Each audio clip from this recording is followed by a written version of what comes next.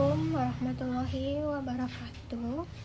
Halo semuanya, perkenalkan saya Maharani dengan NIM PO 713902501666 dari kelas 1D jurusan Farmasi Poltekkes Kemenkes Jambi. Pada video kali ini saya akan membahas laporan praktikum fisika farmasi mengenai penentuan kelarutan pelarut campur dengan asam benzoat.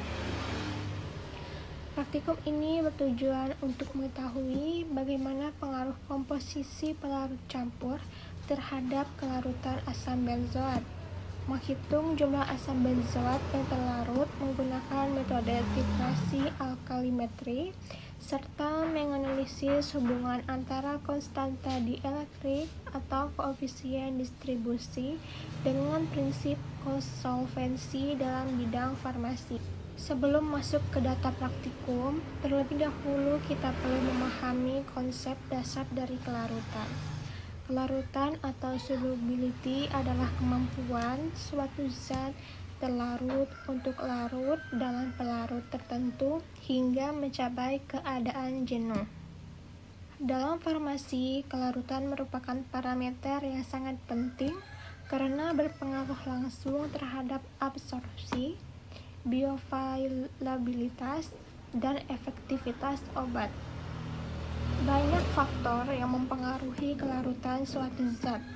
Antara lain, yang pertama pH kelarutan, yang kedua temperatur, yang ketiga jenis pelarut, yang keempat ukuran partikel, yang kelima konstanta dielektrik pelarut, yang keenam adanya zat tambahan seperti surfaktan atau kosolven.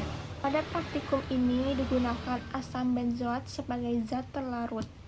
Asam benzoat termasuk senyawa semipolar sehingga kelarutannya rendah dalam air tetapi lebih baik dalam pelarut organik seperti etanol.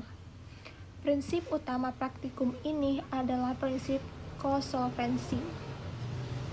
Kosolvensi merupakan metode peningkatan kelarutan dengan mencampurkan beberapa pelarut yang memiliki polaritas berbeda.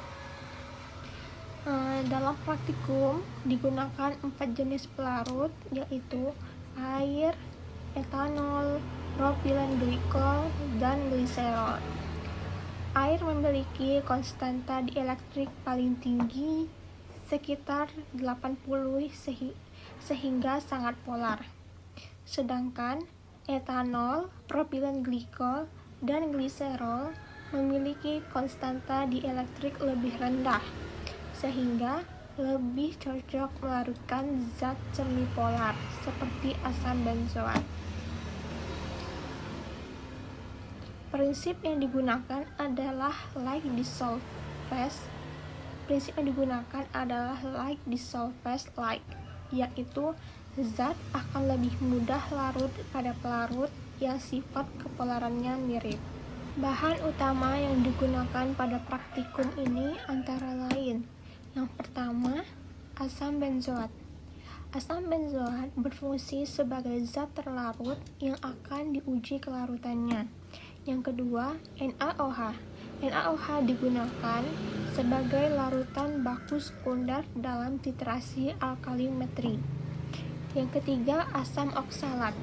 Asam oksalat digunakan untuk membakukan NaOH karena merupakan standar primer. Yang keempat, fenolftalein. Fenolftalein sebagai indikator titrasi dengan perubahan warna bening menjadi merah muda. Yang kelima, etanol, gliserol, dan propilen glikol berfungsi sebagai kosolven untuk meningkatkan kelarutan asam benzoat. Pembuatan dan pembakuan NaOH. Tahap pertama praktikum adalah membuatkan larutan NaOH 0,1 N. NaOH ditimbang sebanyak 2 gram, kemudian dilarutkan dalam aquades dan diencerkan hingga 500 ml. Namun, karena NaOH bersifat higroskopis dan mudah menyerap CO2 dari udara, maka konsentrasinya tidak selalu tepat. Oleh karena itu, dilakukan pembakuan menggunakan asam oksalat. Pada data saya, Maharani, volume NaOH sama dengan 8,5 mili. Normalitas asam oksalat 0,1 N, volume asam 10 mili. Nilai ini menunjukkan bahwa konsentrasi NaOH mendekati nilai teoritis, sehingga dapat digunakan untuk titrasi selanjutnya. Semakin kecil volume NaOH yang diperlukan, maka normalitas NaOH semakin tinggi karena larutan lebih pekat. Tahap berikutnya adalah titrasi Blanco. Blanco dilakukan untuk mengetahui volume NaOH yang digunakan tanpa pengaruh pelarut campur. Data Blanco berfungsi sebagai koreksi agar hasil titrasi lebih akurat. Pada data saya, Maharani diperoleh volume Blanco sebesar 4,5 mili. Variasi Blanco antar anggota cukup besar, mulai dari 1,5 hingga 4,5 mili. Hal ini menunjukkan adanya kemungkinan kesalahan subjektif dalam menentukan titik akhir titrasi. Adapun faktor penyebabnya antara lain. Yang pertama, kepekaan mata terhadap warna. Yang kedua, ketelitian membaca buret. Yang ketiga, kecepatan penetrasan NaOH. Selanjutnya dilakukan pembuatan pelarut campur. Komposisi pelarut campur saya, Maharani, atau pelarut E terdiri dari yang pertama air 25 mili, etanol 40 mili, propilen glikol 15 mili, gliserol 20 mili. Etanol menjadi komponen dominan karena memiliki kemampuan melarutkan asam benzoat lebih baik dibanding air. Dan propilen glikol, gliserol membantu meningkatkan interaksi antar molekul melalui pembentukan ikatan hidrogen. Setelah pelarut dicampur homogen, ditambahkan asam benzoat sedikit demi sedikit hingga terbentuk larutan jenuh. Selanjutnya, dilakukan penyaringan dan filtrat titrasi menggunakan NaOH. Perhitungan kelarutan asam benzoat.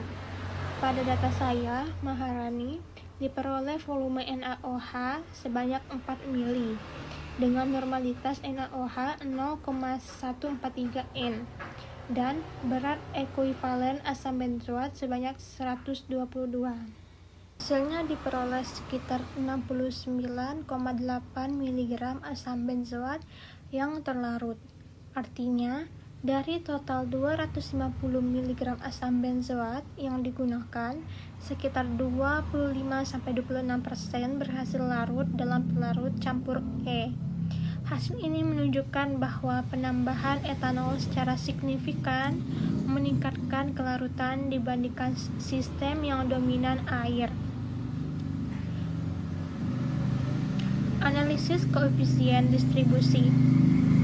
Koefisien distribusi atau KD dihitung menggunakan fraksi volume masing-masing pelarut. Pada Maharani, air 0,25 dikali 80 sama dengan 20.